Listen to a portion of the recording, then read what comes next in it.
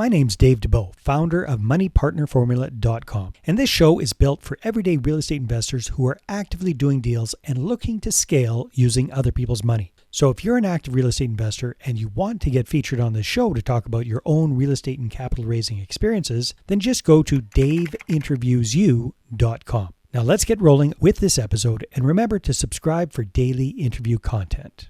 All right, guys, welcome to Property Profits Podcast. I'm your host, Bryce Kaminsky, filling in for Dave Dubow. And have you ever wondered how to uncover hidden gems in the South Florida market without breaking the bank?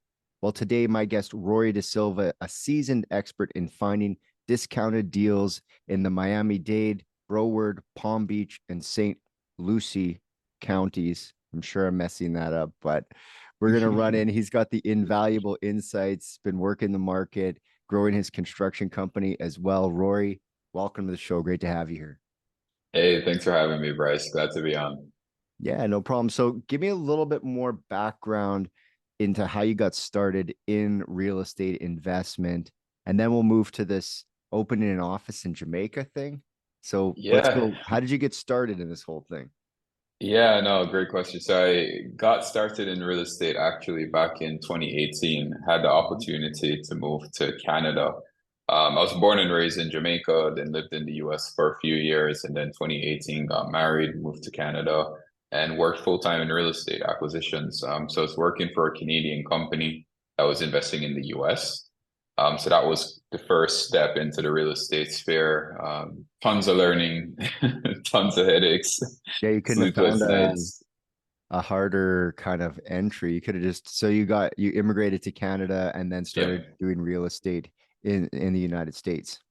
Correct. Yeah. So we're working remotely. We had teams in Ohio and Georgia, Atlanta, Georgia. So yeah, lots of remote working. So managing subs, agents, all the team members who are boots on the ground. It was very, very enlightening to kind of see how we have to set up all the systems and processes to operate remotely. Yeah, it's possible, but it is, I heard this quote the other day. Everyone has the same goal, but the difference is systems. At the start of a 100-meter dash, everyone has the same goal of winning, but how they get there is the difference. And it's not more true than when doing this remotely. Systems is going to either make or break that. We all have the same goal. Let's do deals, right? But how you get there is the difference. So how did you end up opening an office in Jamaica? Yeah, so after Canada, moved back to the States. I was working with a few different companies. Most recently, I was working with a developer to Florida. Great team, great guys, and it kind of opened my eyes to some ways that I've always wanted to move back home to Jamaica. So at the time, we were training people in the Philippines to find off-market land for us to get entitled for self-storage developments. Yeah. And I figured if we're training people in the Philippines, people in Jamaica can also do the same, right? So that what kind of led me back to open an office in Jamaica, start with providing employment opportunities. So cold callers, underwriters, deal sourcing is pretty much the essence of the office we open here. Right now on the residential side, but eventually we're also going to start doing some commercial deal sourcing as well.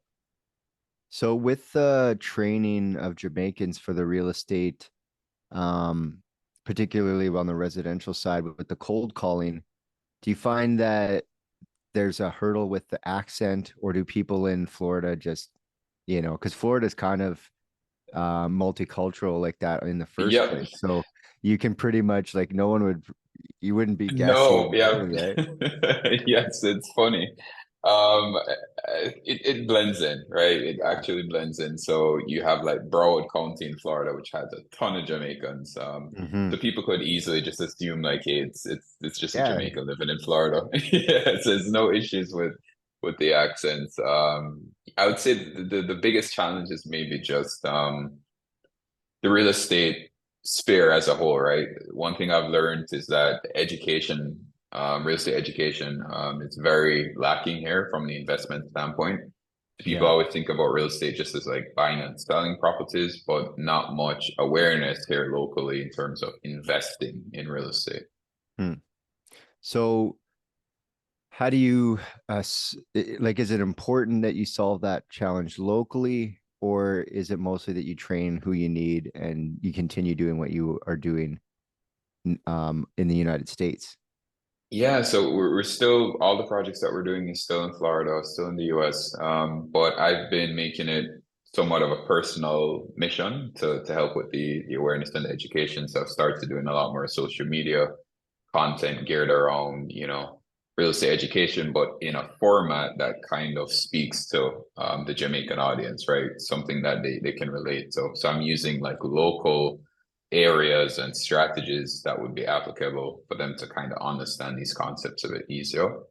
But yeah, all the projects are still in the US. We do everything remotely. Hmm. Systems and processes come in Yeah. very key. So yeah, it's been good.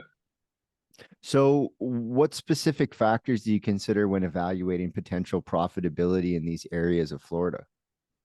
Yeah, so I'm very big on data. So I'm reviewing, I have a license in Florida, so I'm able to pull data from the MLS to kind of see for one, days on market. That's something I'm paying key attention to.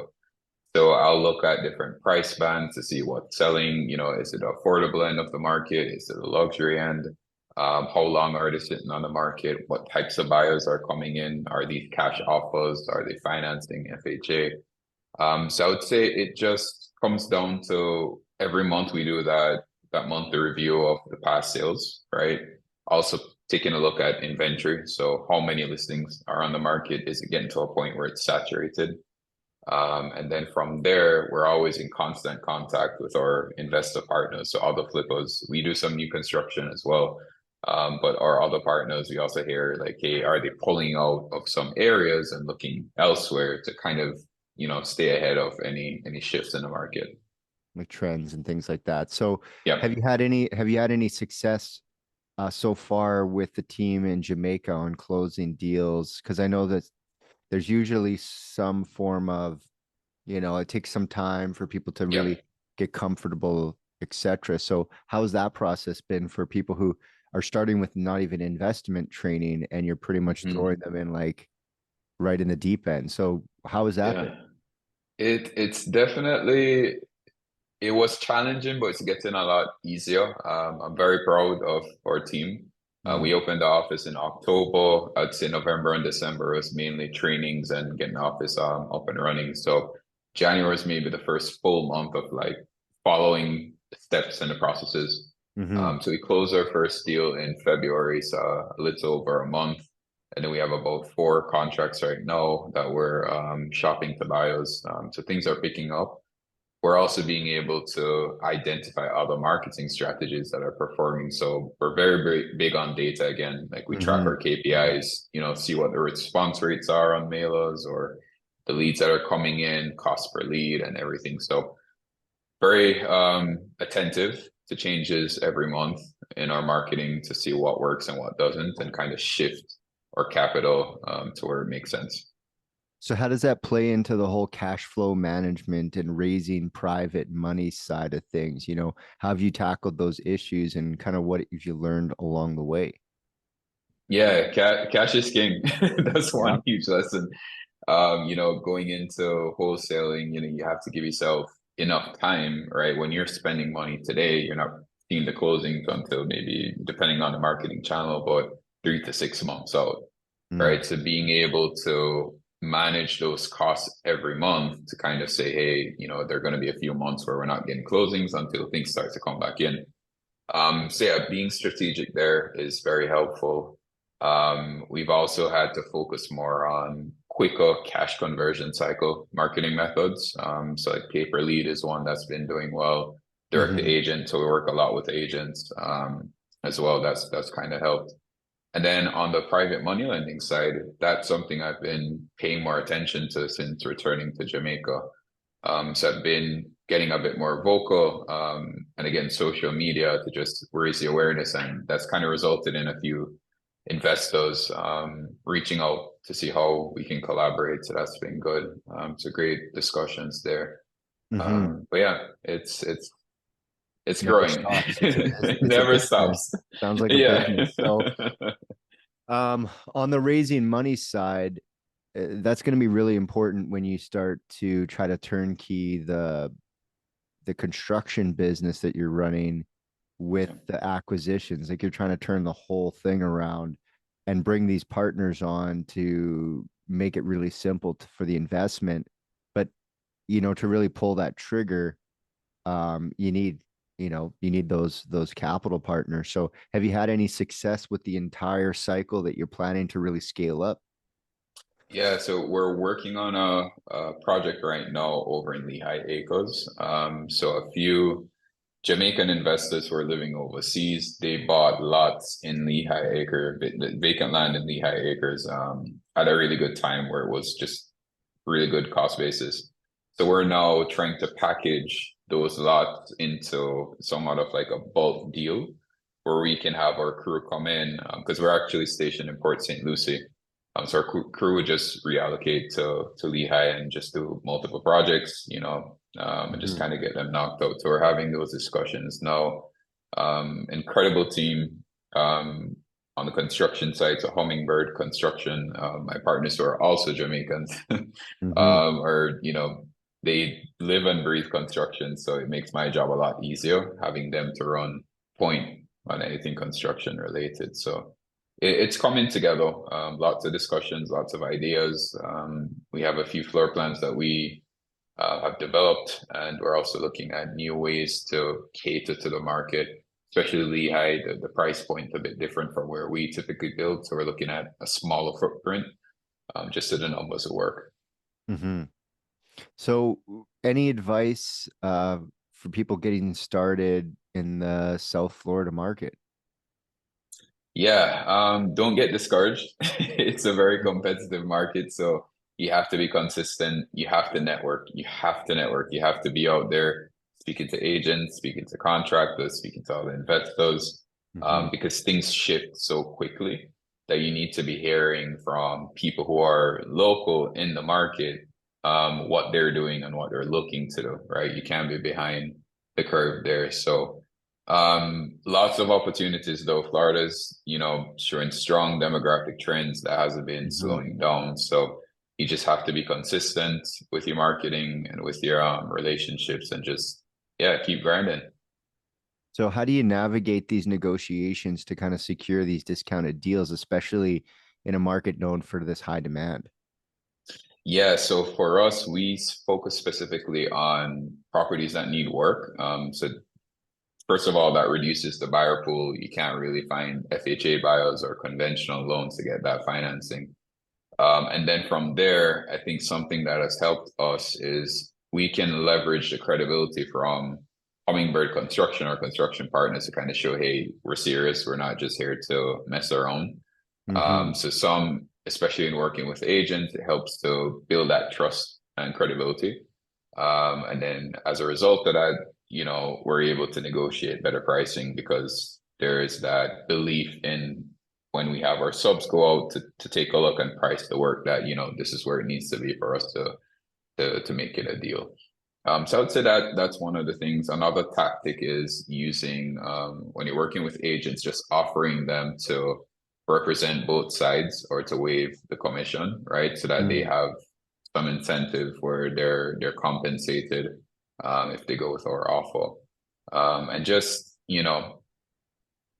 relationships. I think one thing is that because I speak to these agents so often, even when there's no deal, I just check in, see how things are going, Mm-hmm. and we build rapport and those relationships because we're in it for the long haul. So I think they also appreciate that as well. So, how do you envision this impact of the office training program on the Jamaican real estate market long term? I'm excited, incredibly excited. I think there's so many opportunities here, not only from the educational aspect, but also investing. Like Jamaica is a very huge tourist destination, right? Top 25 Mm-hmm. in the world. Like we're getting record numbers already, and the year's just started. So even if you're looking into Airbnbs or boutique hotels or developments, fix and Mm-hmm. flips, like so many opportunities here locally. So the goal here is just being able to help with educating all the Jamaicans, where even if not something I can do myself, someone who I might have, shared some information with, they went out and did a deal themselves. That to me is gold. So yeah, it's incredibly exciting. I'm seeing the growth and the attention down here on the real estate investing side. So yeah. Are you going to be kind of shifting the focus and start building some of this stuff and renovating some of this stuff locally in Jamaica? Yeah, it's a goal. For me, I'm very uh I take my time, especially when it comes to this aspect, construction. So Mm-hmm. I'm meeting with all the builders, developers, investors here locally, getting to know them, right, just to find who's that right fit. We also have talked Hummingbird Construction or teams in Florida, but we're also looking into what that might look like if we were to get projects done on, in both countries. So Mm-hmm. we did like site visits earlier this year to kind of see how feasible that would be. But the key thing I would say is the financing. That's a big piece here locally. So the financing and having the right team of subcontractors is kind of goes hand in hand. But yeah, the goal is definitely to do local projects as well. So, some tips for the listeners, what would you say are some practical tips or strategies you can share with our listeners who might be interested in finding these discounted deals in their own local market? Good. No, that's a good one. I would say direct mail has Mm-hmm. often been overlooked. I think it was somewhat of an old It's hard school work. method. It's hard work. Yeah, and you also have to be consistent. So don't just send one bunch of mailers and then that's it. You have to be consistent. So I'd say direct mail has been performing for us. Typically mailing 3 to 4 times before we do another round with different leads. And Mm-hmm. also taking the time to really find good data. Even if Yeah. it comes at a price, don't skimp and pay for cheap, outdated data. Be sure that Yeah. you're Because then you're pulling. mailing to no one. Yeah, exactly. So you have to be very key on mailing the right data and also tracking where you're sending the mail and everything to see what the Mm-hmm. response rates are like. So I'd say direct mail is a good one to keep in mind. And also direct to agent. I think there's a misconception where people think if it's listed on MLS, it's not a deal. The fact is, anything can be a deal at the right price, right? So Mm-hmm. we've Mm-hmm. done negotiations where something's listed for 300,000, we end up getting it down to 155. So Oh, it just takes time and effort to build the relationships, but don't underestimate the power of having relationships with some really good agents in your market. yeah. So, any common pitfalls or mistakes that novice investors should be aware of, and how can they avoid them? I think you touched on it earlier, cash flow management. I think so often like we underestimate how long it takes to actually get consistent in this business. So, don't go out guns blazing in the first month, right? Give yourself 6 months, 6 to 9 months. Just tell yourself, hey, I'm not going to see a check 6 to 9 months. If you do see a check, great, put it right back into more marketing so you can get more leads in. Mm-hmm. But just take your time, be patient, and be consistent. Don't try, a mail up for once and then you say, hey, it's not working. You have to be consistent 3 to 4 times and then you make your adjustments as you go. So, what are you doing to find more capital? What are some strategies? You got the social going. Yeah. How has that been working for you? And what are some other ways that you've been growing that list of potential investors? Yeah, so the social media is number one for me right now. Mm-hmm. That's been pretty well received. I've been having much more conversations now. Something else I'm looking into is joining other professional groups that aren't real estate related, right? So like my background, I was in finance before I got into real estate, Mm-hmm. working trading, and I want to get back into those rooms because now you might have people who have a high net worth or a high income. They're looking for passive ways to earn a return. And to be honest, real estate investors, it's like everyone knows the game about like what you can make in terms of lending. I Mm-hmm. find they're some of the more challenging persons to work with because they're saying, hey, I know you're going to be making this amount. So I want this amount, right? So Mm-hmm. I think going outside of the typical real estate rooms that you're usually in, might help to open up more options. So try joining other professional groups, accountants, financiers, tech. A lot of people in tech are also looking for passive investment opportunities. So expand the horizons, I would say. Yeah, that's one thing. It's like people go to real estate networking events to raise money, but you find out real quick that so is everybody else. You got to go to you got to go to the entrepreneur event. Yeah. Connect with the bankers, the business owners, the CEOs, the finance people, and they're looking for the outlet because they might understand that business, but they might have very little understanding of the mechanics of this business. So exactly. Yeah.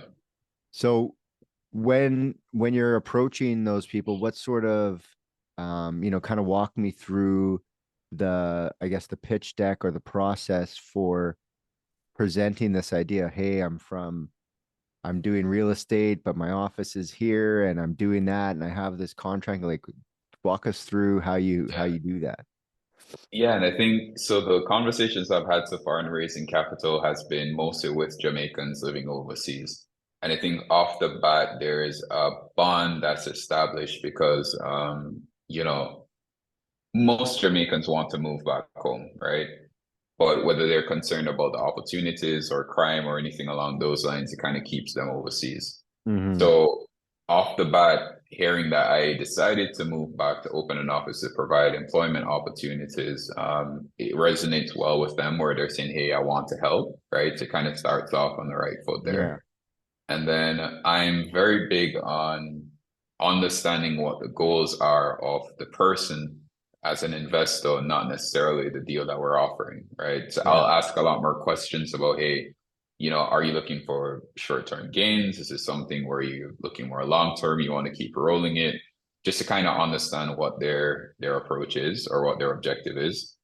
Because from that, I can know, all right, what we have right now might not be the best fit, but I can keep an eye out for something that is, right? So yeah, usually I'll ask a bit more questions about what their goals are. And then if it's something we can help with, great. If not, I've also referred them to other partners who do things that might be a bit better suited for what their goals are. Nice. So there's a question I like to ask on every show is the unfair advantage. So what comes easy to you that other people might find difficult to do? I think so. My degree in university was actuarial science, which is just math, really. So it's just a fancy word for math. So at a very young age, I realized like I was really good with numbers.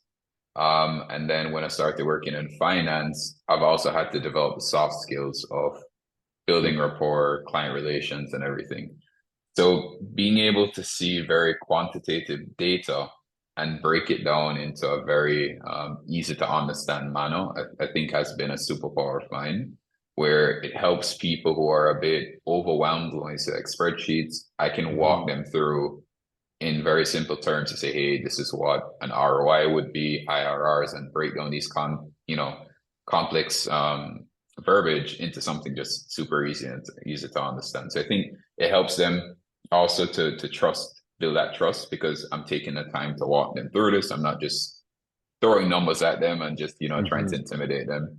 So yeah, I would say the way how I communicate complex ideas into simple, in a simple method is something that's helped me tremendously. Awesome. So if people want to connect with you, they want to find out more, they want to invest with you, what should they do? How do they find you? Yeah, social media. I've been working on it. So at Jamvesto, JAMVESTOR, on Instagram, have some content out there, or even just email. So it's Rory at Jamvest, JAMVEST.com. Nice. Well, I really appreciate you stopping by. Yeah, thanks for having me, Bryce. I really appreciate the opportunity. No problem. Until next time, guys, we'll check you on the next episode. Hey there, I really hope you enjoyed that episode. And as always, if you want to listen to more daily interview content, make sure you subscribe. And if you're an active real estate investor and you're doing deals and you'd like to get featured on this show, then just head over to daveinterviewsyou.com. Now at moneypartnerformula.com, we help real estate investors to create a process for predictably getting capital so they can do more deals without relying on hard money lenders or the banks. We do this by building them a private capital marketing system. Now, if you want help turning yourself into a big money capital attraction machine, then book a call with our team to see how we can help. Just visit moneypartnerformula.com to find out more. All right, take care, and we'll see you on the next interview.